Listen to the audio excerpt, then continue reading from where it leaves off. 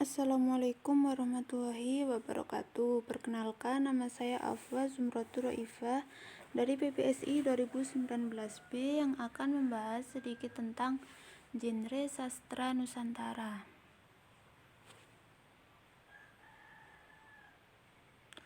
Poin-poin yang akan kita bahas yaitu pengertian, jenis-jenis, karakteristik, dan klasifikasi. Yang pertama, pengertian genre sastra Nusantara. Istilah genre berasal dari bahasa Perancis yang berarti jenis. Karya sastra sendiri memiliki arti ciptaan yang disampaikan dengan komunikatif tentang maksud penulis untuk tujuan estetika. Jadi, genre sastra berarti jenis karya sastra. Yang selanjutnya yaitu jenis-jenis karya sastra. Karya sastra memiliki beberapa jenis. Yang akan kita bahas yang pertama yaitu puisi. Puisi adalah jenis sastra yang bentuknya dipilih dan ditata dengan cermat sehingga mampu mempertajam kesadaran orang akan suatu pengalaman dan membangkitkan tanggapan khusus lewat bunyi, irama, dan makna khusus. Dengan kata lain, puisi adalah rangkaian kata yang sangat padu. Yang kedua, prosa. Prosa adalah jenis karya sastra yang dibedakan dari puisi karena tidak terlalu terikat oleh rima, irama, atau kemerduan bunyi. Yang ketiga, novel. Novel adalah suatu karya prosa yang bersifat cerita yang menceritakan suatu kejadian yang luar biasa dari kehidupan orang-orang atau tokoh dalam cerita. Dan yang keempat, roman. Roman berasal dari genre romans dari abad pertengahan yang merupakan cerita panjang tentang kepahlawanan dan percintaan.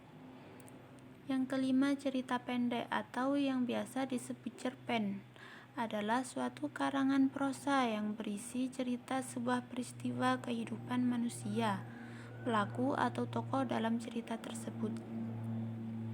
Yang terakhir yaitu drama. Drama adalah jenis sastra dalam bentuk puisi atau prosa yang bertujuan menggambarkan kehidupan lewat kelakuan dan dialog para tokoh. Yang selanjutnya, karakteristik. Ciri umum pada masa Melayu klasik. Yang pertama, mayoritas hasil sastranya merupakan saduran atau terjemahan dari sastra Arab dan Prancis. Biasanya dikerjakan oleh ulama Nusantara yang belajar ke Mekah atau pedagang yang telah menetap lama di Nusantara. Yang kedua, kebanyakan tidak menyebutkan tanggal, waktu, maupun pengarangnya. Hal inilah yang menjadikan kendala dalam merekonstruksikannya dari awal sampai akhir. Selanjutnya, karya sastra Melayu klasik yang muncul pada zaman Kesultanan ini umumnya membawa corak tasawuf, bersifat lisan, bersifat istana santris, bersumber dari kehidupan istana atau raja, atau penyebarannya secara lisan.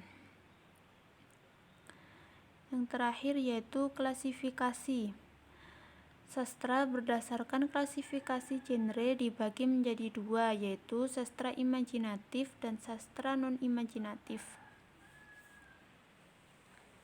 Sastra imajinatif adalah sastra yang berupaya untuk menerangkan, menjelaskan, memahami, membuka pandangan baru, dan memberikan makna realitas kehidupan agar manusia lebih mengerti dan bersifat yang semestinya terhadap realitas kehidupan. Sedangkan sastra non-imajinatif merupakan sastra yang lebih menonjolkan unsur faktual fakta daripada daya hayalannya. Jenis-jenis karya sastra imajinatif ada prosa, drama, puisi, esai, kritik, biografi, dan autobiografi.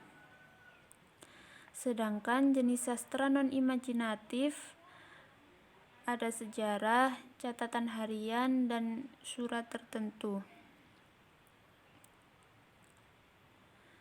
Sekian pemaparan yang dapat saya sampaikan.